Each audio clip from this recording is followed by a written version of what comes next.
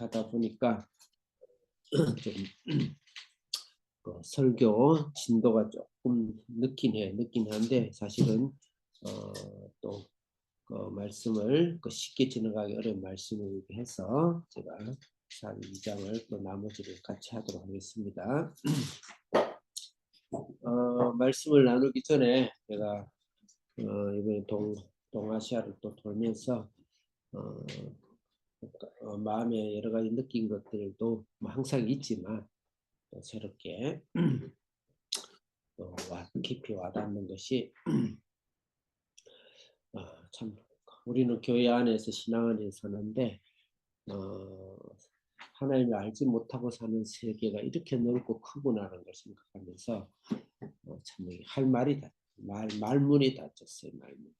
말문이 닫히고 하나님이 어떻게 하면 좋습니까? 그런 말이 저절로 탄성이 나거든요. 탄성이 하나님을 한 번도 들어본 적이 없고 들리지도 않고 듣지도 않고 또 없어도 살듯이 하는 이 동남아 문화, 특히 베트남, 라오스 또 이런 나라들, 그다음 미얀마, 또 태국은 불교 나라고, 그다음 라오스, 미얀마, 베트남은 공산주의 나라예요. 공산주의 하면은 저 지하 감옥에서 저기 평생 노동자 감옥에서 이제 총구 앞에서 벌벌 떨면서 말 한마디 못하고 신음 한마디 못하고 사는 것으로 우리는 이제 알고 배웠고 체험했죠. 우리 선조들을 통해서 특히 북한을 보면서 그런 줄 알았는데 제가 이제 실제 도시가 아니고 이 세계 라오스나 미얀마나 베트남의 접경국 삼간 마을 그다음 농촌을 다니면서 느낀 건 뭐냐면 정치와 상관없이 참 평안하게 산다 이런 생각을 했어요. 정치 구조가 인연 구조가 중요한 건 아니구나. 정치를 하고 있는 집권자들의 탐욕, 그래서 전제주의. 북한은 공산주의가 아니에요. 거기는 독재, 전제주의 국가고 중국도 공산주의를 처음에 시작을 했어요. 근데 물론 그 세력들이 전제적인 것이 갖고 있죠. 특히 지금 요새는 이제 이게 참 공개된 방송에 대해서 함부로 이렇게 평가하기 어려워요. 지금 현재 중국을 유지하고 있는 정치 체제, 그다음에 운영하고 있는 순회들이 전제 국가, 전 세계를 식민지화하려고 그런 탐욕에 의해서 사람들이 병들고 죽기 시작하는 거예요. 그래서 지금 중국도 제가 거기 가서 실제 여러 이야기를 주변이나 실제 살아가는 사람들 이야기, 주변국들 전문가들 이야기를 사람 들었는데 중국이 지금 말이 아니랍니다. 워낙 통제된 나라니까 조금이라도 말이 나가면은 바로 숙청시켜버리고 하니까 언론도 통제되고 그렇게 하기 때문에 그러기 때문에 중국 내부에 들어가면 지금 이 민초들이 겪는 고통들이 장난이 아니라는 것이죠. 그래서 제가 그런데 이제 라오스, 그다음에 미얀마, 베트남도 자본주의 물이 들어가서 좀 어렵긴 한데, 근데 농촌에 가보니까요, 행복지수가 10이에요, 10. 100이에요, 100. 행복지수가. 아무 생각, 그러니까, 인생 자체에 그건 있을지 모르지만, 삶에 있어서 굶어 죽는 사람이 없고요. 오히려 자본주의가 들어가가지고, 이 경쟁심을 높여가지고, 나보다 키 큰 사람이 오면 내가 작은 것에 대해서 내가 연민하잖아요. 그렇듯이, 작은 사람끼리 모이면 자본주의 행복하게 살거든요. 그렇듯이 이 자본주의 경제가 들어가서 사람들이 오히려 도시가 굉장히 불행하고 정신이 없고 활락이고 그냥 이렇게 따라가지만 농촌에는요 그렇게 평화로울 수가 없어 사람들. 그리고 제가 그 미얀마나 라오스라는데 농촌 지역을 다니면서 싸우는 걸 한 번도 본 적이 없어요. 큰 소리를 치는 사람을 한 번도 본 적이 없었어요. 네. 진짜 한 명도 없어요. 그리고 순수해요. 순진해. 그래서 제가 어떤 생각을 하면 오늘 이제 사정적인 이런 이야기도 나오니까 제가 말씀을 드리겠어요. 예수 없이 참 영혼의 죽음과 사탄의 노예가 사는 것은 불쌍하지만 이 땅에서 육으로 사는 데 있어서 육으로 그냥 육으로 먹고 살고 의식주로 생활하는 부분에 있어서는 그 나라는 그냥 밖에 나가면 그냥 그 숲이 있고 열매가 있고 그냥 이렇게 땅이 많아요. 그러니까 뿌리면 또 사계절 내내 여름이니까 그래서 먹을 것이 풍부한 것 같기도 해요. 그래서 중요한 것은 그냥 인간 이하의 고통스러운 삶은 없더라. 그러고 자기 먹을 거 자기가 잘 먹고 살고 하니까 경쟁도 없고 그다음 학교 다닐 이유도 별로 없어요. 그래서 거의 뭐 중학교, 고등학교 이상 졸업한 사람이 거의 없고 중학교, 고등학교 졸업해도 구구단을 못 내온 애들이 태반이에요. 그래도 잘 살아요. 제가 뭘 이야기하냐면 자본주의 경제 체제가 사람을 행복하게 하지 않는다. 필요는 한데 행복하지 않다. 오히려 욕심에 잉태되어 있는 자본주의가 오히려 성경에서 먼 것이다. 그렇지만 시장 경제 제도에 대해서는 성경은 극히 추천하고 인정하고 그렇게 허용하고 그다음에 하지만 그렇지만 욕심에 잉태되어가지고는 자본주의 오늘날 우리가 대한민국을 비롯해서 서구 전체를 잡고 있는 자본주의만 욕심이 왕이 되고 만몬이 왕이 되어 있는 그것이 결코 사람을 행복하게 하지 않는다. 오히려 전혀 자본주의가 모르고 돈이 세상을 움직이지 않고 하나님 주신 음식을 먹고 사는 그런 이런 미개척된 라오스, 미얀마, 베트남의 시골에 가니까 더 인간답게 살고 평화롭게 살다 제가 그런 걸 느꼈어요. 그 제가 공산주의가 좋다는 것이 아니고 공산주의 이념이 좋다는 것이 아니고 자본주의에서 해결할 것이 많다. 그래서 우리가 기독교인들이 자본주의 아래서 어떻게 살아야 될 것인가. 그래서 남달리 살아야 된다. 그냥 추종하고 따라서는 안 된다. 우리가 자본주의에서 살지만 자본주의 안에서 신앙 공동체적인 삶을 살아야 된다. 무조건 따르지 마라. 공산주의는 더더욱이 따르면 안 되죠. 그렇지만 그렇지만 탐욕이 없는 자연을 사랑하고 하나님 주신 것을 감사하고 욕심 부리지 않고 남의 것을 빼앗지 않고 주님 주신 것에 최선을 다해 사는 삶 속에 오히려 인간적인 육적인 행복은 거기에 있더라. 제가 그렇게 생각해요. 그래서 저는 두 삶 중에 이 도시 경제에서 치열하게 남의 것을 뺏어야 되고 남보다 위에 올라서야 내가 살고 하는 치열한 경쟁이 있어서 삶보다 두 개를 선택하라 그러면 차라리 그런 시골에 들어가서 내가 열심히 일하고 노동하고 남하고 비교하지 않고 그렇게 살아가는 그래서 오히려 라오스나 베트남의 시골이나 미얀마가 좀 좋더라 이런 제가 막 그런 생각이 들었어요.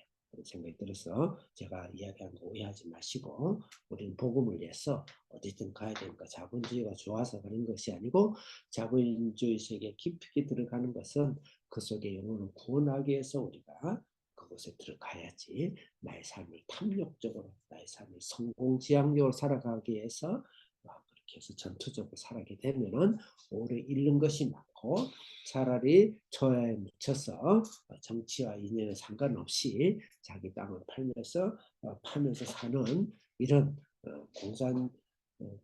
공산주의 국가지만 사회주의 국가죠. 사회주의 국가 살아가는 아주 일자무식한 사람보다 더 불행한 삶을 살 수밖에 없다. 그런 걸 내가 느끼면서 하나님께서는 이제 많이 선교를 한다 그러면 남미가 왜 그리 못 사냐면 자본주의에 오염돼서 그래요. 이것도 아니고 저것도 아니고 남미가 얼마나 천연장이 풍부한 나라예요.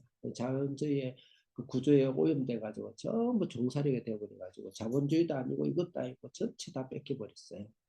그래서 남미나 저는 아프리카 있는 데는 선교를 노후에 했으면 하는 생각이 없지 않아 있었는데 제가 이 라오스나 미얀 베트남을 보면서 야 이곳에 선교를 해야 되나 이런 생각이 들었습니다. 자, 제가 약간 주제없는 말이고 오늘 말씀을 보겠습니다. 사도행전 2장은 항상 우리가 성경을 묵상할 때는 물론 목사님 설교를 할 때는 목사님 설교만 잘 은혜 받게 받으면 돼요. 근데 우리 주사랑교회 성도들은 말씀은 문단 구분을 할 줄 알아야 되고 주제를 정할 줄 알아야 되고 전체 문단과 문단 연결해서 전체의 주제를 파악할 줄 아는 항상 그런 실력이 있는 성경을 보는 그런 성도들이 돼야 되기 때문에 제가 항상 그런 말을 드린 거예요. 한 장 전체의 주제를 항상 파악해라. 그렇게 항상 말씀을 목사님 설교를 듣고 혹시 여러분들 유튜브로서 다른 은혜로운 말씀을 들을 때에도 그 은혜의 말씀에 너무 빠지지 마라. 그것은 50%고 50%는 장 전체에서 무슨 말씀을 하고 있고 전체 장 전체 주제에서 이 말씀은 어떤 부분을 역할을 하고 있는가를 항상 생각해야 된다. 예, 그렇게 우리 주사랑교회에 제가 바라는 바입니다. 그래서 2장을 이야기할 때는 만약에 오늘 10, 오늘 하는 말씀을 듣는다 그러면 2장 전체 주제와 연결해서 항상 생각해야 된다. 제가 연결해 보겠습니다. 1절부터 4절은 오순절 성령 강림 사건이에요. 네? 오순절 성령 강림 사건이 일어난 거예요. 그 다음 5절부터 13절까지는 그 성령의 강림 사건의 목적이에요. 목적을 이야기하고 있고는 하나님 나라의 큰 일을 전하는 것이 성령 강림의 목적이었고 그것에 난곱 방언이라고 했어요. 그래서 방언을 주는 게 목적이 아니었고 그 난곱 방언은 그 당시 14개의 지역에서 지금 온 지역을 세보면 14개 지역이에요. 14개 지역의 사람들이 다 그곳에 그곳의 언어로 하나님의 말씀을 듣더라. 그렇게 이야기하고 있어요. 그래서 이 말씀은 하나님의 예수 그리스도의 부활과 성령을 통해서 땅끝까지 증거하라는 오순절의 목적을 이야기한 것이다. 5절 13절 14절부터 42절은 그 오순절의 이 말씀의 이 사건에 대해서 성경적인 증거를 하는 거예요. 누가 베드로가 써서 참 일자 무식하다고 우리가 알고 있는 베드로가 항상 베드로는 1장에서도 그랬고 2장에서도 그렇고 항상 3장에서도 그렇고 설교를 할 때 보면 꼭 구약 성경을 인용을 합니다. 그 예수님은 어떨까요? 예수님은 하나님의 아들이면서도 항상 말씀을 증거할 때는 구약을 인용해요. 그래서 오늘날 이 약간 세대주의적 경향이 있어가지고 신약을 이야기하다 보면은 구약은 마치 폐기물처럼 생각하는데 절대 그렇지 않습니다. 구약 없는 신약은 없고 구약 없는 신약의 신앙은 없습니다. 구약 없는 성령 충만 절대 없습니다. 그 베드로가 이 사건을 성경적으로 증거하는데 구약 성경을 인용한다 이 말이죠. 그래서 오늘 14절부터 42절은 구약 성경을 인용하는 그래서 구약 성경으로 이 오순절 사건을 증명하는 베드로의 설교를 오늘 잠깐 보게 될 것입니다. 첫째는 베드로가 요엘서를 등장시켜서 요엘을 통해서 성령이 이곳에 충만하고 성령 강림을 증거하는 겁니다. 지금 갑작스 일어난 일이 아니고 우리가 성경 대대로 하나님께서 우리를 구원하기 위해서 예수님의 부활의 생명을 증거하기 위해서 성령께서 성경으로 말씀하셨다는 걸 요엘서를 등장시키고 그 다음에 베드로가 다윗을 등장시키면서 부활의 예수님, 부활의 신앙을 증거하는 것이 14절부터 42절까지. 신기한 것은 2장 전체 말씀 중에서 베드로의 설교가 가장 길어요. 1장에서도 아이러니한 것이 베드로의 설교가 가장 길어요. 가장 깁니다. 그러니까 성경이 절수를 많이 양을 많이 할애하고 있는 것은 중요하다는 것이죠. 뭐든지 중요한 것이죠. 그래서 오순절 사건보다 더 중요한 것은 오순절 사건을 확신하는 근거가 무엇인가? 그 성경 말씀이 있어야 된다. 그래서 우리가 성령 충만받고 방언하고 귀신 쫓아내고 다 좋아요. 기적을 표적을 일으키고 다 좋아요. 근데 그것이 성경의 레일을 위해서 있는 겁니까? 반드시 짚고 넘어가요. 반드시. 오늘날 성령운동이 오순절운동이 잘못된 게 뭐냐면 다 맞아요. 맞는데 성경 말씀의 레일 위에서 지나가지 않는 거예요. 기차가 레일을 탈선하면 그 기차가 아니죠. 그거는 그냥 죽음이고 파멸이죠. 성령운동도 동일하게 성령운동이 반드시 레일 위에 말씀 위에 있어요. 그래서 그게 없으면 전쟁이나 무당투치나 똑같습니다. 지금 한국에서 일어나고 있는 여러 가지 성령 은사들, 죄송합니다. 남녀를 구분하면 안 되지만 정규 신학을 하지 않는 대부분의 목사들이 대부분의 성령 운동하는 분들이 많아요. 그분들을 보면 뭐 성령사 방언받아 갑작스럽게 바바가 나오셔가지고 그냥 목사가 되고 그래요. 물론 그렇지 않은 분이 많지만 많다는 것이죠. 그렇다고 남성 위주의 목사를 주장하지는 않아요. 교회의 대표는 남성이 돼야 돼요. 저는 보수적이니까 합동적이에요. 저는요. 그렇지만 사역자, 목사는 여목사도 다 성경에서 인용하고 있다. 그렇게 볼 수가 있습니다. 그런데 중요한 것은 그걸 뭐라는 게 대부분 그런 사람들을 보통 은사 가보면 거의 무당짓입니다. 똑같아요. 배워서 그런 것인지 안 좋은 영을 타서 그런 건지 모르지만 거의 비슷해요. 비슷합니다. 무당집은 가보세요. 한 10가지 중에 하나는 맞아요. 툭툭 던져요. 네 아들이 지금 큰일이야. 탁 들어. 네 남편이 지금 이상한 기운이 도네. 그러면요. 뭐, 어떻게 신통하시지?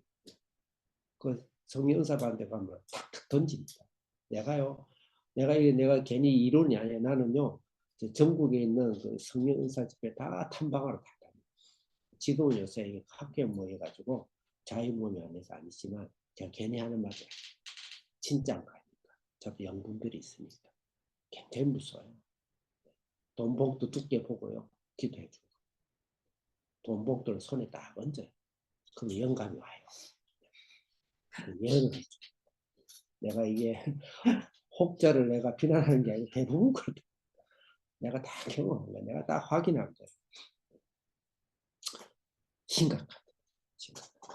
그래서 내가 그런 심각한 이야기를 안 하고 싶은 건 뭐냐면 그럼에도 불구하고 성령을 어마어마한 권위가 말씀이라는 신학이라는 것을 빙자라는 용어는 좀 미안하지만 빙자해서 성령 운동을 완전히 그냥 손톱으로 이 잡듯이 잡아버려가지고요. 씨를 말려. 그것도 큰 죄예요. 그거는 더 장기적으로 볼 때 더 큰 죄예요. 오늘 신학이라는 이름을 그려놨어요. 그게 가슴 앞에서 내가 잘 말을 못하는 게 있지만 성령 운동은 반드시 일어납니다. 그래서 반드시 성령 운동이 크게 일어나려면 말씀의 레일위에 타라. 성령 운동하는 사람이 구약의 전문가가 돼버리면요. 다른 사람 할 말이 없어요. 신학의 전문가가 돼버리라. 그래야 돼. 그래야 이 성령 운동이 바로 살아나요. 그래서 베드로가 그 일을 했다. 우리가 베드로처럼 하자. 베드로만큼 표적과 기적을 많이 일으키는 예수님의 후계자가 어디 있나요? 또 베드로만큼 설교하고 일어서서 할 때는 성령 능력과 함께 설교를 가장 구약 성경 가장 많이 인용했던 자가 베드로입니다. 빌립도 그랬고. 그래서 오늘 14절부터 42절을 읽겠습니다. 그래서 그 다음에 이제 43절부터 47절은 이제 공산주의 모태가 됐던 자기 땅을 다 팔아가지고 공직자 생활하더라. 참 아무리 이해하려도 이해가 되지 않나. 그래서 모든 오늘날 설교자들은 신학자들은 살짝 그냥 터치만 하고 지나가 버릴 수밖에 없는 그런 이야기죠. 그 이야기도 제가 잠깐 시간 되는 대로 하겠습니다. 자, 그래서 첫째는 1절부터 4절은 오순절 사건이다. 그 다음에 5절부터 13절은 오순절 사건의 목적이 무엇인가? 하나님의 큰 일이다. 방언이 여기서 말하는 게 아니라 큰 일.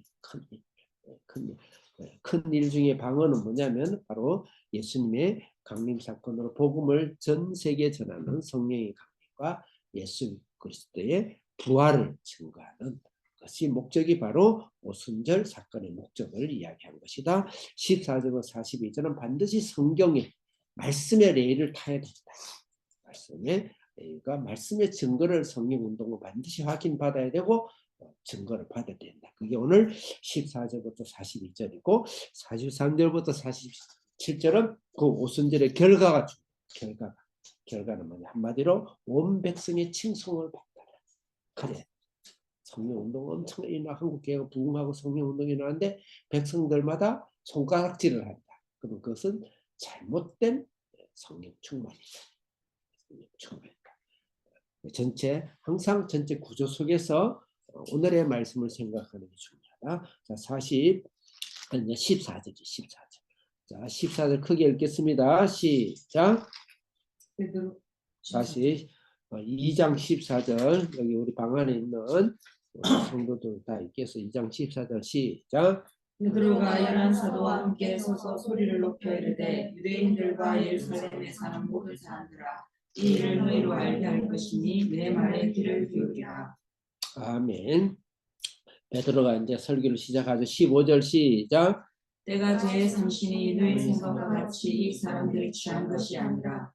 여기서는 두 가지 반응이 있는데, 그 놀래가지고 하나님 앞에서 놀래서 막 하나님께 두렵기도 하고 놀라운 하는 게 어쩌면은 긍정적인 표현을 한 사람도 있고, 조롱해가지고 술에 취했다 뭐 이래가지고 조롱해서 폄하시켜가지고 매장시켜버린다. 오늘날 대한민국의 매스컴, 대부분 매스컴도 교회를 매장시키는 쪽으로 가죠. 그래서 그런 두 가지 부류가 있는데, 그때 베드로가 일어나서 제3시다. 제3시라는 거는 9시를 말해요.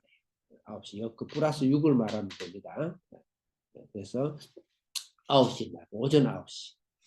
오전 9시인데 유대인들은 오전 10시까지는 밥을 하고, 유대인들은 1일 2식을 합니다. 1일 2식을 해요. 그래서 오전 10시 전에는 밥을 먹지 않습니다.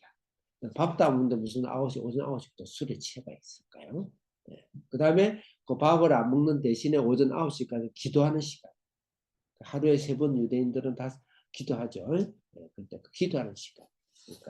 그러니까 점심 밥을 먹을 때도 아니고 아침인데 무슨 술이 취했다 하는 말이냐. 말도 안 된다. 그러면서 논리적으로 이야기하는 것이죠. 16절 읽겠습니다. 시작. 이는 그 선지자 요엘을 통하여 말씀하신 것이니 일렀으되. 드디어 이제 요엘을 등장시키죠. 성경을 등장시키는 거예요. 그래서 항상 성경 충만할 때는 말씀의 근거를 생각해야 된다. 말씀의 레일이 있어야 된다. 우리 베드로 사도가 이렇게 성경이 해박한 줄은 그 유대인들 기본이에요. 17절 읽겠습니다. 시작. 하나님이 말씀하시기를 말세에 내가 내 영을 모든 육체에 부어주리니 너희의 자녀들은 예언할 것이요 너희의 젊은이들은 환상을 보고 너희의 늙은이들은 꿈을 꾸리라. 아멘. 여기서 요엘서 2장 28절부터 32절 말씀을 인용합니다. 하나님이 말씀하여 내가 내 영을 모든 육체에 부어주겠다. 그러면 모든 육체에 하나님 영이 없고 모든 세대에 없었겠죠. 여기서 사실 노아 창세기 6장에 노아의 이야기를 사실 등장시켜야 돼요. 신학자들은 이것을 피해가는 신학자도 많고 엉뚱한 신학자들도 들어있는데 뭐 그냥 그것을 신학화시킬 필요는 없어요. 다시 교리화시킬 필요는 없지만 하나님 영이 인간 육체 떠나서 하나님이 떠나고 육체만 됐더라 그 말씀이 있어요. 그래서 하나님 영이 떠나버려서 인간은 살았어요. 근데 특히 유대인들, 이스라엘 유대인들에게는 성령이 임하신 것이죠. 성령이 임하시고 특히 선지자와 예언자들을 통해서 하나님의 말씀이 임했던 거예요. 왜? 임한 성령 영이 임하신 거예요. 원래는 성령 영이 우리 속에 거주했다. 그렇게 봐야 되는 거죠. 그런데 그게 떠났어요. 떠나는데 이 사건 이후로 성령이 각 사람, 모든 사람 사건 속에 모든 사람 속에 성령이 임하신 거예요. 그래서 인간이 원상 회복이 된 겁니다. 그 인간이 원상 회복이 되려면 성령이 임해야 돼요. 성령이 임해야 됩니다. 원래는 성령이 우리 안에 임해 있었다. 그 노아 사건을 보면 알죠. 그래서 하나님 그때가 되면 말세, 이건 예수님이 오시는 걸 말하고 이 오순절 사건을 이야기하죠. 내 영을 모든 육체에게, 선지자의 영이나 예언자뿐만 아니고 유대인뿐만 아니고 예수 그리스도를 주로 고백하는 모든 녀석에 성령이 임해서 인간을 회복시킨다. 원래 인간 회복시킨다. 할렐루야.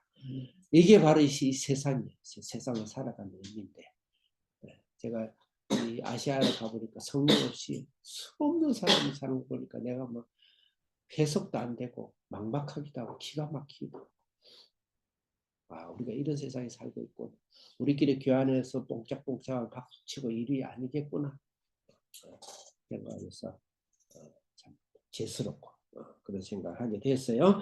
자, 그 다음 19절 몇 절일 거죠? 18절 읽겠습니다. 시작. 그때 내가 내 영을 내 남종과 여종들에게 부어주리니 그들이 예언할 것이요. 네, 여기서 어, 예언한다, 환상을 본다, 예언한다, 환상을 본다, 꿈을 꾼다. 이것은 다 그 성령의 그냥 똑같은 성령의 사역을 이야기하는 거예요. 이걸 따로 뭐 젊은이 예언한다, 늙은이 꿈을 꾼다, 환상이 따로 특별하게 해석할 일이 아니고, 그래서 그냥 성령의 활동, 성령께서 이 안에 들어오셔서 하나님의 말씀을 하시고, 말씀이 깨닫게 되고, 말씀이 내 속에 심어지게 하시고, 성령의 활동을 이야기하는 거예요. 안으로 또 바깥으로 말씀을 하게 하고, 그렇게 표현하면 되지 차이를 둘 필요는 없어요. 그렇지만 여기서 젊은이 이야기했죠. 그죠? 17절에 보면 누구예요? 젊은이. 또 우리가 누가 있어요? 18절에 늙은, 저 기분이 별로 안 좋죠? 장년을 말하는 겁니다. 어른. 그 다음에 또 18절에 또 남종과 여종. 남자와 여자가 있죠. 그죠? 그 다음에 또 종이 있죠. 그죠? 그 주인과 종이 있죠. 이 말은 무슨 말입니까? 그렇죠. 모든 사람. 그러니까 자녀가 예언한다. 이것은 모든 혈연 관계를 뛰어넘는 거예요. 뛰어넘는 거예요. 혈연 관계. 그 다음에 젊은이와 늙은 세대 간을 뛰어넘는 거예요. 세대 간을 젊은 세대간을 뛰어넘는다. 그 다음에 남종과 여종이다. 이것은 남녀의 관계를 뛰어넘어서 다 평등하다고 성령. 그 다음 종, 신분의 관계를 뛰어넘는 거예요. 신분 관계 뛰어넘어서. 그래서 반드시 성령이 오실 때는 신분의 관계가 평등해져야 되고, 남녀가 평등해져야 되고, 늙은이나 어린이나 하나님 앞에 다 평등하고, 인간은 평등해지고, 그런 성령. 오신다. 9절 읽겠습니다. 9절 시작. 또 내가 위로 하늘에 쓰는 기사를 아래로 땅에 쓰는 징조를 베푸리니 곧 피와 불과 연기로다. 네, 이제 위로 하늘 아래는 땅. 그러니까 이게 이 예수님의 이 성령의 말세라 그랬죠. 말세라는 것은 초림과 재림을 다 말하는 초림과 재림. 초림과 재림이 우리 이천년인데 그게 어떻게 같이 될 수 있습니까? 그러니까 인간이 어리석은 거죠. 시간은 창조물이에요. 시간은 창조물입니다. 지금 우리가 인류가 선사적으로 역사적인 기록적으로 6천 정도 됐다. 그 이상은 되지 않는 소리를 하지만 6천이 됐든 6만 년이 됐든 6억 강년이 됐든 하나님 안에서는 점도 안 되는 시간, 눈 깜짝할 수도 없는 시간. 그러니까 하나님께서 이 말세다. 그러면 예수님 오신 2000년이 되는데 주님이 오실 때까지 그 모든 걸 포함해서 하나님께서 말세를 이야기한다. 그 다음에 여기서 피와 불과 연기라는 것은 피는 예수 그리스도의 보혈이고 불은 하나님의 심판이고 성령이고 연기는 하나님이 임재하십니다. 네? 그렇게 볼 수도 있고 또 불과 연기 피와 불과 연기는 반드시 종말의 심판 때 나오죠. 요한계시록에 그게 볼 수도 있으니까 초림과 그 다음에 재림, 말세를 다 포함해서 해석해도 전혀 상관이 없다. 학자마다 달리 주장하는 사람이죠. 두 개가 다 포용해도 상관이 없다. 20절 읽겠습니다. 시작. 주의 크고 영화로운 날이 이르기 전에 해가 변하여 어두워지고 달이 변하여 피가 되리라. 네, 이게 이제 마지막 때의 모습이죠. 21절 시작. 누구든지 주의 이름을 부르는 자는 구원을 받으리라. 중요한 건 21절. 누구든지 어때요? 주의 이름을 부르는 자는 구원을 받으리라. 성령이 임하시면 누구든지 주의 이름을 부르게 돼 있어. 성령을 받은 자만이 주의 이름을 부르게 돼 있어. 그럼 주의 이름을 부른다는 것은 장량스럽게 부른 것이 아니라 성령이 부르게 하신 거예요. 절대 장난으로 그렇게 하지 않아요. 장난으로 그렇게 하지 않는데 내 안에 악한 영이 악의 타락한 영이 장난으로 예수님나 영접하고 싶으면 그렇게 자기를 위선하지 않습니다. 절대 위선하지 않습니다. 인간의 마음의 문은 천하가 열 수가 없어요. 하나님도 강제로 열지 않는다고 했어요.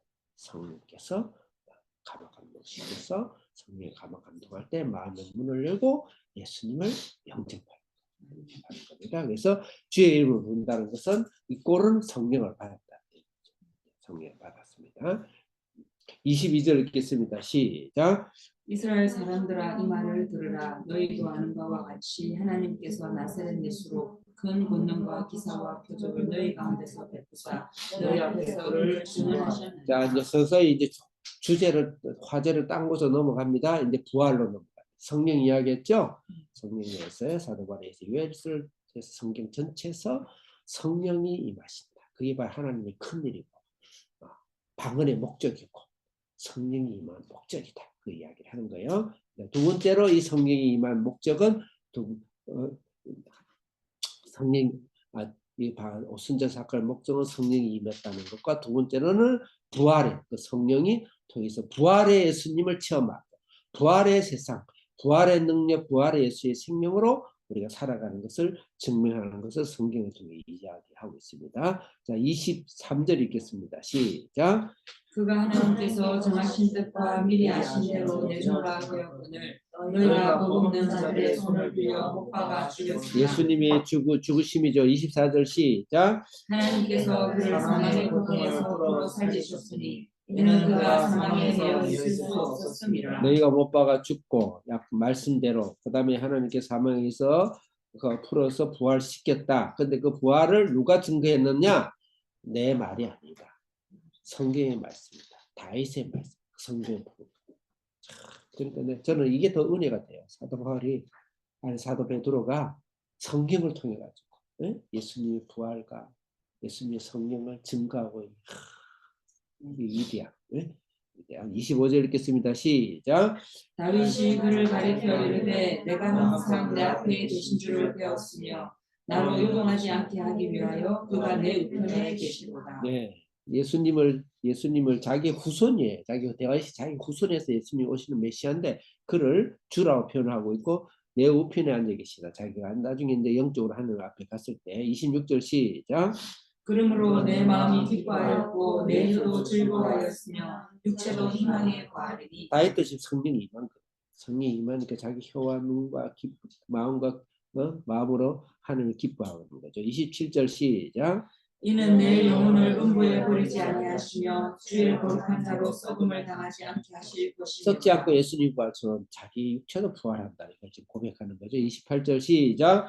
주께서 생명의 길을 내게 보이셨으니 주 앞에서 내게 기쁨이 충만하게 하시리로다. 29절 시작. 형제들아 내가 조상 다윗에 대하여 담대히 말할 수 있노니 다윗이 주로 장사되고 그 묘가 오늘까지 우리 중에 있도다. 네, 다윗이 장사 다윗이 이야기를 하는 거죠. 30절 시작. 그는 선지자라 하나님이 이미 맹세하사 그 자손 중에서 하나님을 급히 함께 하리라 하심을 알고. 그 다윗을 선지자로 표현한 거예요. 성령이 임했으니까. 성령이 임했으니까 선지자 표현하고 예언하는 것이죠. 그러니까 다윗이 지금 베드로가 하는 말 다윗이 성령의 능력과 성령의 말씀을 선지자적인 하나님의 예언의 말씀을 하신다. 하시면서 너의 후손 중, 너 자신의 후손 중에서 하나님이 올 것이다. 그걸 자기 입으로 지금 고백하고 있다는 거죠. 31절 시작. 미리 본고로 그리스도의 부활을 말하되 그가 음부에 버림이 되지 않고 그의 육신이 썩음을 당하지 아니하시리라 하던. 다윗이 지금 이 예수님의 부활을 지금 성령을 통해서 체험하고 고백하고 있다. 32절 시작. 이 예수를 하나님이 살리신지라 우리가 다 이의 증인이로다. 자기들 증인이죠. 40일 동안 만져보고 갔잖아요. 그래서 이 어마어마한 거 성경 틀어서 예수의 부활 가장 중심 주제 성령과 예수 두 가지 빼면은 성경으로는 알맹이가 없는 거예요. 그래서 부활이다. 그래서 여기서 우리가 나는 예수의 부활을 경험하고 있다. 그냥 무미건조하게 개념적으로 물론 예수님 내 안에 들어오기 때문에 개념이 생겼어요. 개념적으로. 멋있는 차는 빛과 번쩍한 세단 차는 다 앞에 놓여 있는데 기름도 없고 엔진 오일도 다 떨어지고 핸들도 돌아가지 않고 배터리도 방전돼 있고 근데 겉모습은 참 세단차 VIP 차야. 우리 한세가 어제 차를 갖고 갔더니 브레이크가 다 달아져 독하해가지고 겉에는 반짝반짝반짝하게 세차를 잘 해가지고 그런 모습을 우리가 신앙생활 이것은 시간을 초월하고 그 다음에 지역을 초월하고 인간의 신분을 초월했어. 내 안에 부활의 예수를 맛보고 그럼 좀 못하더라도 부활의 예수를 맛보고 들어가셔야 돼.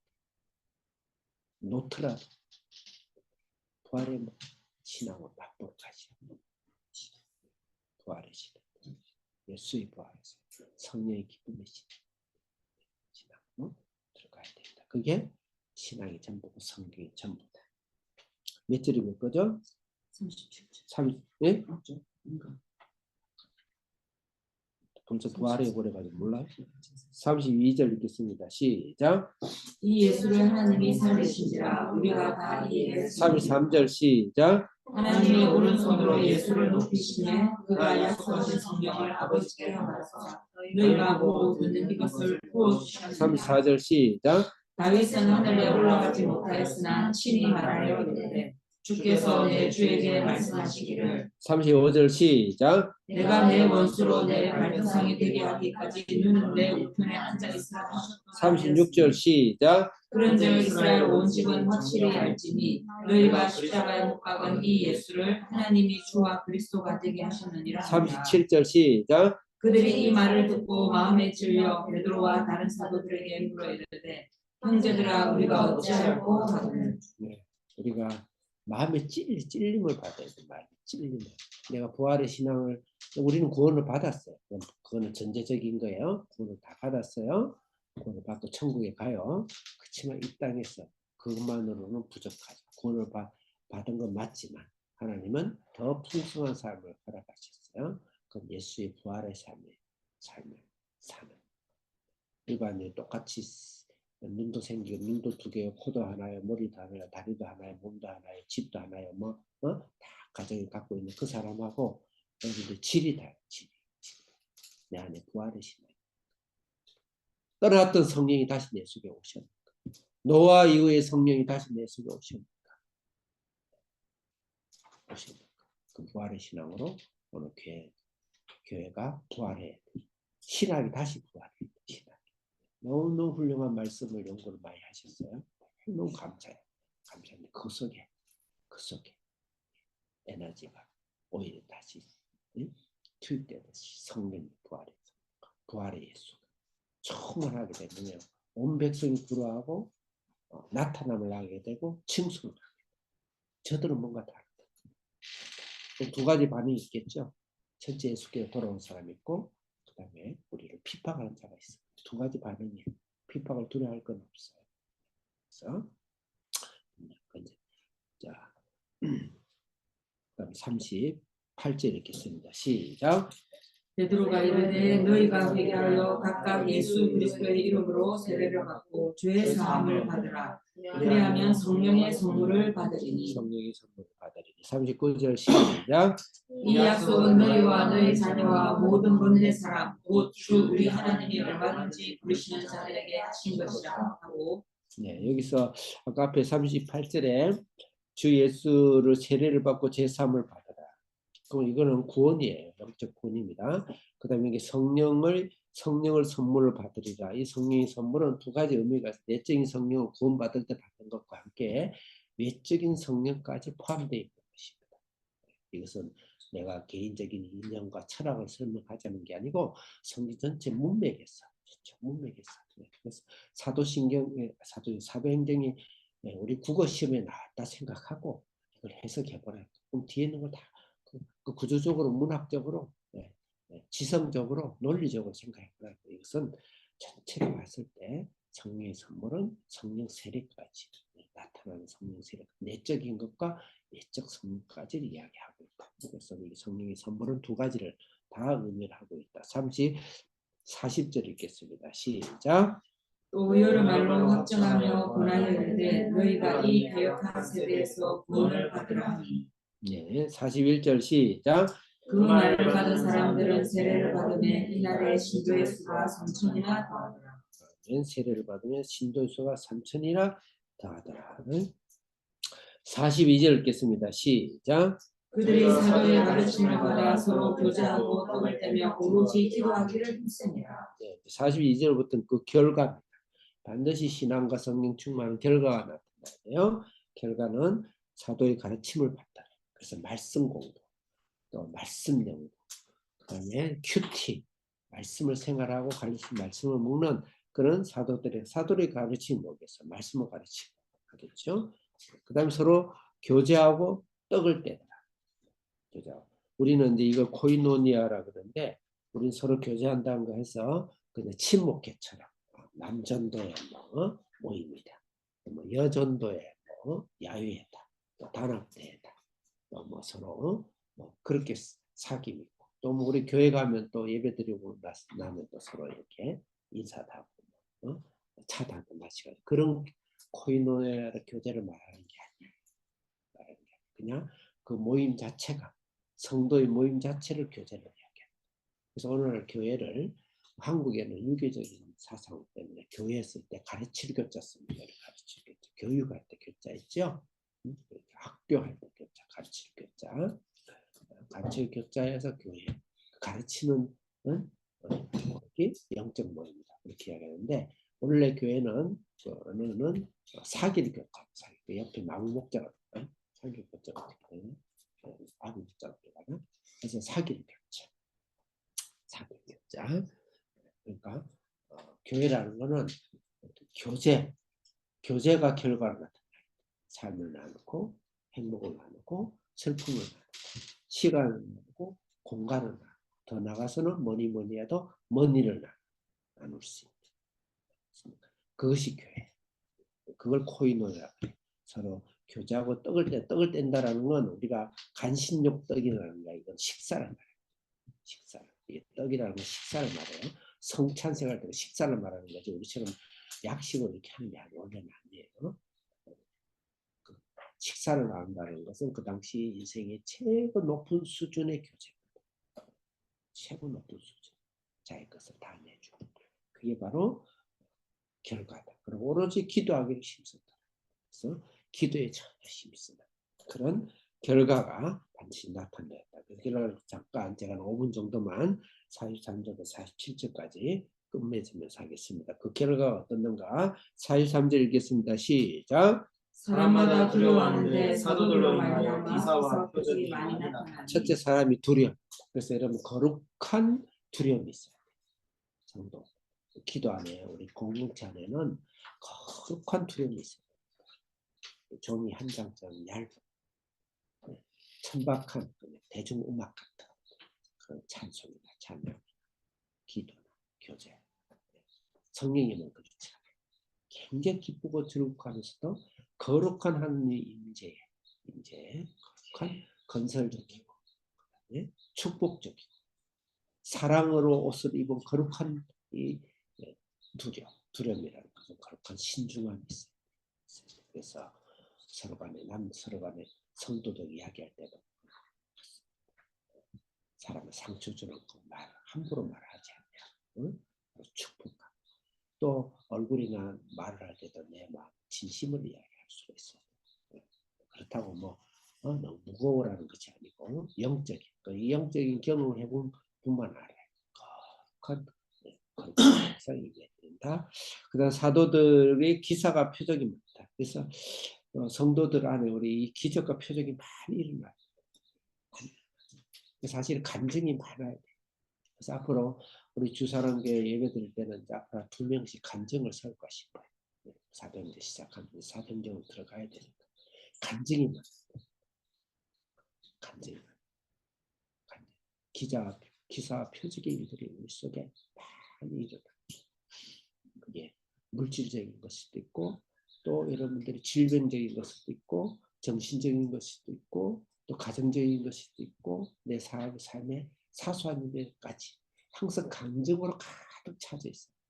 감정, 표적과 기사가 가득 차져 있어요. 그리고 감정을 계속 고백하고 하면 감사하고 그래 할 때 또 감정이 더 많이 생기게 돼 있어요. 그래서 여러분들이 기사와 표적이 많이 나타나는 여러분들의 삶이 되기를 기도합니다. 축복합니다. 그렇지 않은 건 신앙이 아닌 거예요. 구원은 받았지만 부활의 신앙이 아니고 성령이 임한 신앙이 아니다. 그래서 저희가 CCC에서 저는 어릴 때부터 저는 어릴 때부터 간증 그냥 이 감정 속에 살았어요. 우리 고모님부터 해서 우리 아버님부터 해서 그 당시 그 농촌 교회에서 그냥 어릴 때 저는 간증이에요.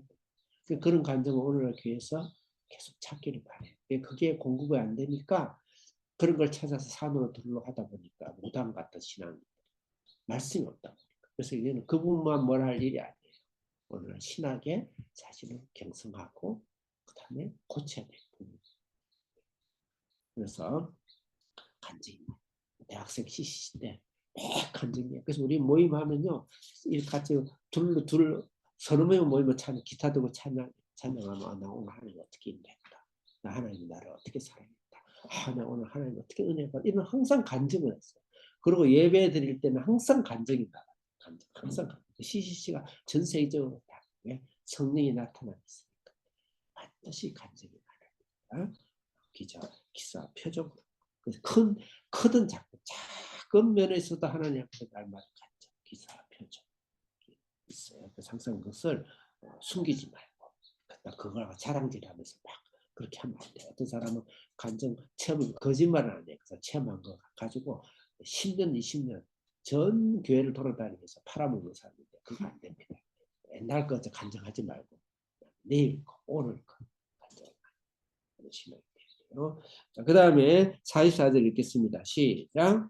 믿는 사람이 다 함께 있어 모든 물건을 서로 통용하고. 지금부터 제가 참 꺼리는 말이고 이거를 인정할 수도 없고 인정 안 할 수도 없고 저도 사실은 혼동스러워요. 믿는 사람이 다 함께 있다.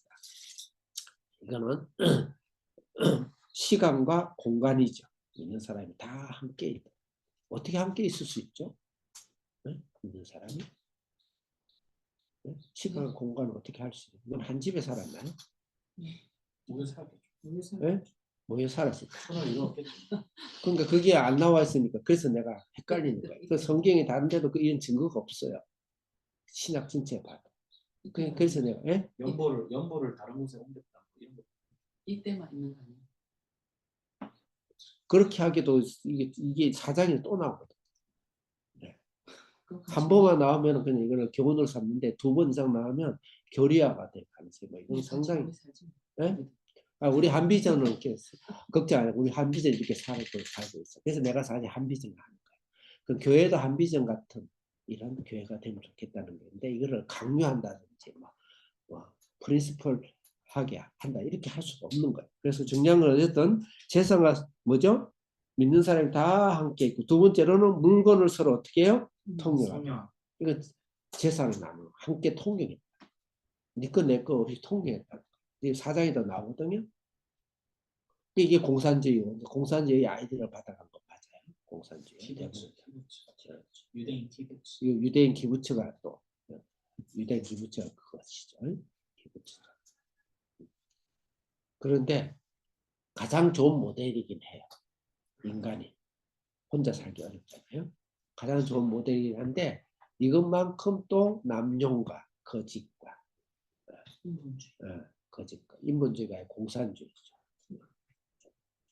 지금 중국 돌아가는 거 보니까 중국이 처음에는 선한 마음으로 이렇게 이 성경적인 본인 성경적인 이런 나타남이 있었어요. 그래서 그 사람 성경을 믿고 한 건 아니겠죠. 근데 이 지금 현재 정권을 보니까 진짜 무서운 거다. 진짜 무서운 거다. 그런 생각이 들어서 어쨌든 제가 좀 어린 이야기 하고 있는데 이런 결과가 나타나요. 그럼 우리가 뭐냐? 인위적인 게 아니더라도 우리가 영적으로, 개인적으로, 양심적으로, 도덕적으로, 윤리적으로 이런 마인드로 바뀌어야 된다. 그건 분명하죠. 그 다음 46절 읽겠습니다. 시작. 날마다 마음을 같이하여 성전에 모이기를 힘쓰고 집에서 떡을 떼며 기쁨과 순전한 마음으로 음식을 먹고. 네, 이건 영적인 모습이죠. 날마다 어때요? 마음을 같이 해가지고 어디에 모였어요? 그 성전에 어떻게 모였지? 그 집에서 모여서 공동 거기서 예배 드리는데 왜 성전에 모였을까? 네? 이미 성전은 그 예수의 중심이 아닌 걸 이미 예수님이 성취한 걸 이들은 다 알았는데 다 배웠는데 그 성전에서 모이기를 힘쓰고 그 다음에 그래서 이게 공동체 생활을 한 것이 뭔지 잘 모르겠어요. 그 다음에 집에서 떡을 떼며 기쁨과 순전한 마음으로 음식을 먹고 이 집이란 각자의 집인지 한 곳에 모인 집이 명확치가 않다는 거죠. 어쨌든 제가 그냥 고민을 이야기하는 거예요. 말씀을 읽으면서 그 이상 설명 안 하니까 제가 결론을 내겠습니다. 여기서 가장 중요한 건 마음을 같이 하고 기쁨과 순전한 마음이 중요한 것입니다. 마음을 같이 해, 한 마음이에요. 성령이 임하시면 반드시 한 마음이 돼요. 자기를 죽이고 자기 주장을 죽이고 자기 에고를 죽이고 남을 기쁘게 하고 남에게 맞추고 하는 그 훈련을 우리가 한비제에서 하고 있죠. 그래서 우리 성도님들과 학부모들이 우리 자녀들이 뭐 이렇게 하고 애들 갈등하고 하면 그 부분을 우리가 잘 도와주되 이것은 영적으로 훈련하는 것이다. 이렇게 생각해요. 순전한 마음으로 기쁨과 순전한 마음, 영적인 내면적인 충만한 거죠. 그래서 성령이 나를 해결해 갈등도 해결하고 여러분 직장이나 가정의 부부 관계라든지 자녀와의 관계라든지 또 사람 사업 관계나 이런 것들 어려움이 왔을 때는 성령이 나를 오게 주셔야 되고 순전한 마음과 순전한 기쁨과 마음을 같이 할 수 있는 마음으로 내적으로 충만하게 채워져 연결해지면 그걸 이길 수 있는 힘이 생깁니다. 마인드 컨트롤 하라는 게 아니고 성령이 충만해서 성령의 능력이 내 속에 임하시고 외적으로 내적으로 충만히 임해서 우리가 마음을 같이 하고 기쁨과 순전한 마음이 되는 그런 영적인 사람이 되도록 여러분을 축원합니다. 47절 마지막으로 읽겠습니다. 시작. 하나님을 찬미하며 또 온 백성에게 칭송을 받으니 주께서 구원받는 사람을 날마다 더하게 하시니라. 네. 온 백성이 칭송을 받고 구원받는 사람이 어떻게 한다고요? 날마다. 이게 바로 상주 성령 충만의 사실 결과입니다. 이런 결과가 없다 그러면은 그건 성령 충만이 아니죠. 성령 충만한 교회가 아니죠. 성령 충만한 신앙이 아닙니다.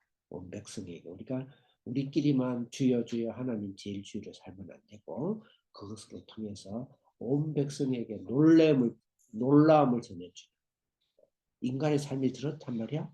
저렇게 살 수가 있단 말이야. 저런 사람, 저 사람들을 봐라. 저 사람들은 이 세상하고 다르다. 나타날 수 있는 온 백성이 칭송하고 그것을 통해서 하나님 앞에 돌아오는 뜻이 돌아오는 그런 우리 신앙의 공동체가 되도록 오늘도 주사랑교회와 한비전의 삶을 다하도록 하고 한 가지만 더 찾고 제가 마치겠습니다. 이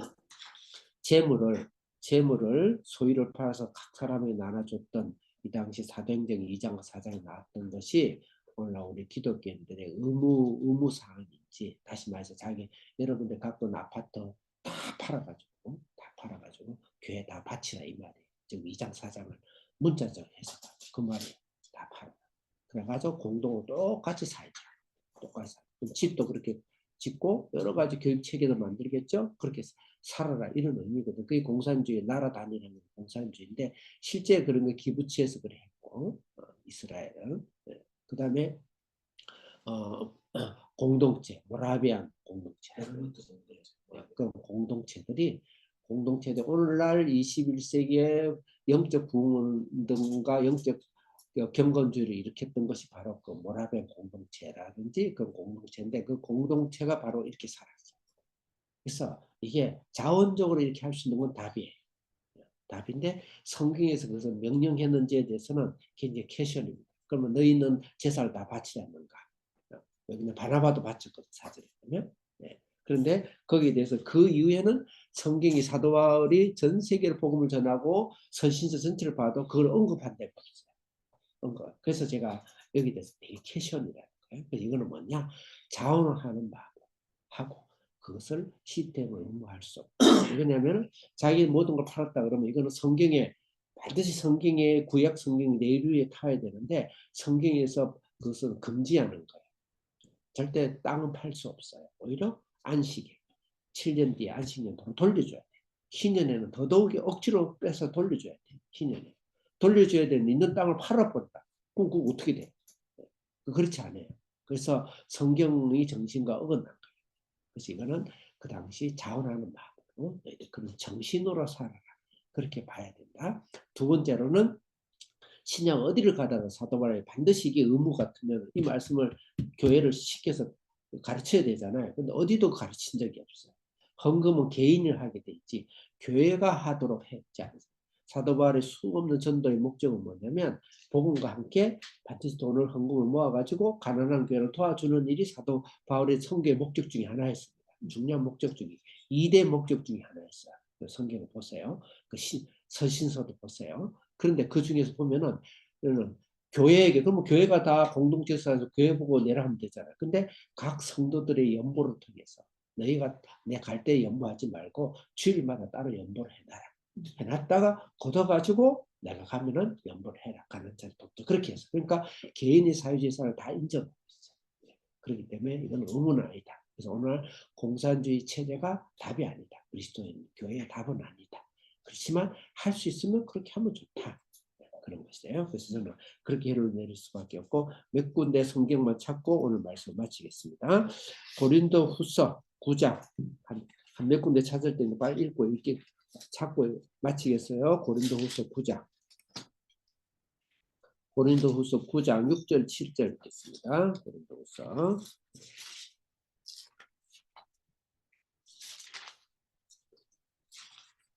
9장 6절 7절 6절 읽겠습니다. 시작. 이것이 곧 적게 심는 자는 적게 거두고 많이 심는 자는 많이 거둔다는 말이로다. 7절 시작. 각각 그 마음에 정한 대로 할 것이요 인색함으로나 억지로 하지 말지니 하나님은 즐겨내는 자를 사랑하시느니라. 적게 심는 자는 적게 많이 심는 자는 많이 거둔다 하고 이게 연보 이야기예요. 7절에 각각 어떻다고요? 각각 그 마음에 정한 대로 할 것이다. 고린도 교회를 하겠다. 그 개인이 헌금하는 거죠. 근데 자기에 있는 모든 재산을 공유해서 한다 그러면 각각 내게 뭐가 있어? 그러면 그거는 저기 삽비라 아나니의 죄죠. 그렇죠? 각각 헌금이에요. 그러니까 자유시장 경쟁 제도와 사유재산을 성경을 인정하고 그 다음에 신명기와 레위기도 다 사유재산을 인정해요. 오히려 사유재산을 건면하고 그것을 침탈한 것에 대해서 성경은 강하게 바알 제도를 자본주의 제도를 사실은 징벌하고 있는 거예요. 그래서 성경을 보자. 그 다음에 8장 고린도후서 8장 앞장 넘겨봤어요. 8장 1절에서 제가 왜 이야기하냐. 사도 베드로처럼 성경에 근거해서 성경과 말씀과 신앙을 항상 가져야 된다. 8장 1절 읽겠습니다. 시작. 형제들아 하나님께서 마게도냐 교회들에게 주신 은혜를 우리가 너희에게 2절 시작. 환난의 많은 시련 가운데서 그들의 넘치는 기쁨과 극심한 가난이 그들의 속선 연고를 넘치도록 하게 이 연보랑 헌금 말 우리 어릴 때 연보라 그랬어요. 교회에서. 3절 시작. 내가 증언하노니 그들이 힘대로 할 뿐 아니라 힘에 지나도록 그들이 힘대로 자원해서 해라. 4절 시작. 이 은혜와 성도 섬기는 일에 참여함이 되며 우리에게 간절히 구하니 5절 시작. 우리가 바라던 것뿐 아니라 그들이 먼저 자신을 주께 드리고 또 하나님의 뜻을 따라 우리에게 주었도다. 자신을 하나님께 드려 각각의 헌금을 이야기합니다. 자, 고린도전서 넘어가겠어요. 고린도전서 16장. 고린도전서 16장. 바로 앞에 있죠. 고린도 16장 1절 2절 읽겠어요. 고린도전서 16장. 이번 기회에 이럴 때 한번 찾아보는 것도 의미가 있어요. 16장 1절 읽겠습니다. 시작. 성도를 위하는 연보에 관하여는 내가 갈라디아 교회들에게 명한 것 같이 너희도 그렇게 하라. 네, 갈라디아 교회도 그랬고 다 그래요. 고린도에도 그랬고 2절 시작. 매주 첫날에 너희 각 사람의 수입에 따라 모아두어서 내가 갈 때 연보를 하지 않게 하라. 이게 무슨 말이에요? 매주 첫날 어떻게 해요? 매주 첫날이 언제예요? 주일 예배죠. 주일 예배 때 그래서 헌금이 주일 예배 헌금할 때 예배 때 헌금이 이게 다 성경적인 거예요. 주일 예배 때 헌금을 해라. 각 수입을 모아가지고 연보를 해라. 우리가 만약 공동체 같은 공장을 같이 업을 한다 그러면 뭐 모을 게 뭐가 있어요? 같이 다 해가지고 나누는 거지 모으는 게 아니라면 나눔이지. 그죠? 공동체 모은다는 거. 그 다음에 이 당시 주일에 헌금하라. 이거는 뭔가 농사라든지 그 다음에 자기 일이 있잖아요. 그죠? 자기 업에 어떤 소득이 있는 거예요. 이게 주급을 그 당시 주급이 아닌데 농사 일이겠죠. 자기 일이에요. 주급을 받았든지 그렇게 모아서 보내요. 그러니까 이것을 봤을 때는 결코 사도 바울이 다니면서 이 공동체, 사장 2장, 4장 이라도 공동체의 시민법적인 이것을 전하지는 않았다는 거예요. 이거는 구약에도 어긋나는 것이고. 예? 그 다음에 그 이후에서도 그런 증거가 전혀 없어요. 그래서 공산주의 체계는 절대 성경이 우리에게 준 게 아니다. 단지 그것은 자원하는 마음. 뜨거운 마음으로 할 수 있는 사람 그렇게 하되 이것은 필요 조건은 아니다. 그다음에 강제는 아니다. 그런 것이에요. 그렇지만 굉장히 자원을 할 수 있다면 좋은 일이다. 그래서 이 정도로 우리는 해석을 해야 돼요. 로마서 15장 마지막으로 마치겠어요. 로마서 15장 25절 26절 로마서 15장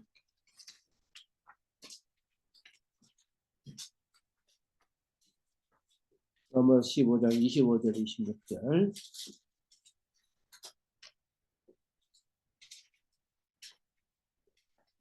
찾았나? 자, 요것만 읽고 마치겠어요. 15장 25절 시작. 그러나 이제는 내가 성도를 섬기는 일로 예루살렘에 가노니 예, 이게 바로 연보로 들고 가는 거예요. 26절 시작. 이는 마게도냐와 아가야 사람들이 예루살렘 성도 중 가난한 자들을 위하여 기쁘게 얼마를 연구하였습니다. 마게도냐 아가야 사람들이 교회가 아니라 각자의 사람들이 모아서 헌금한 거예요. 그래서 헌금으로 교회는 운영하고 우리의 삶을 운영하는 것이다. 이게 공동체로 자체 공동 토지를 만들고 공동 회사를 만들어 가지고 다 돈 벌어서 니꺼 내꺼 없이 그것을 전 재산해 가지고 생활비를 분배하는 그런 형태가 아니다.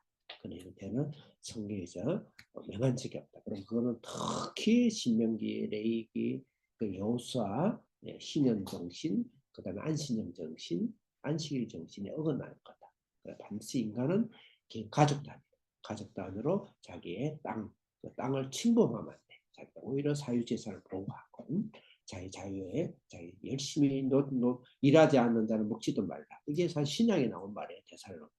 열심히 일해서 먹어라. 그러면 일하지 않고 먹이 주는데 뭘 일을 해요. 네. 그래서 이것은 그렇지 않다. 반드시 오늘날 헷갈리면 안 된다. 오늘날 그래서 지금 이제 정부가 정부가 바뀌었는데 어쨌든 하나님께서 다 알아서 뽑으신 거니까 우리가 중국이든지 북한식으로 가지 않고 뽑힌 이정자들이 이 가난한 자를 위해서 가능한 많은 사람을 나눠주고 행복하게 해주고 절대 자기 유익을 위해서 자기 그걸 위해서 전제적으로 북한이나 중국처럼 쓰지 않고 그렇게 하도록 그런 정부가 되도록 그렇게 우리가 기도를 하도록 하겠습니다. 기도하겠습니다. 살아계신 하나님 아버지, 오늘 부활한 예수님, 성령 나타남이 없이는 우리가 신앙에 헛것이고 의미가 없고 구원 받았지만 빈 껍데기 같은 그런 우리의 삶을 살지 않도록 오늘도 성령이 오시옵소서. 우리가 대망하고 소원하고 하나님께서 강구하고 환영하는 삶을 살게 해주옵소서. 우리의 삶 속에 날마다 한순간도 항상 성령으로 부활한 예수 그리스도 간증과 표적과 기적이 날마다 나타나는 저희들의 삶 되게 해주시고 우리의 삶을 통해서 섰는 사람들이 하나님의 백성을 칭송하고 저들의 가정처럼 저들의 자녀처럼 저들의 인생과 직장처럼 우리도 되고 싶다라는 하는 표적과 기적이 우리 성도들 가정 속에 직장 속에 사업터 속에 삶 속에 나타나게 하여 주시옵소서. 역사하여 주시옵소서. 예수님의 이름으로 기도드립니다. 아멘.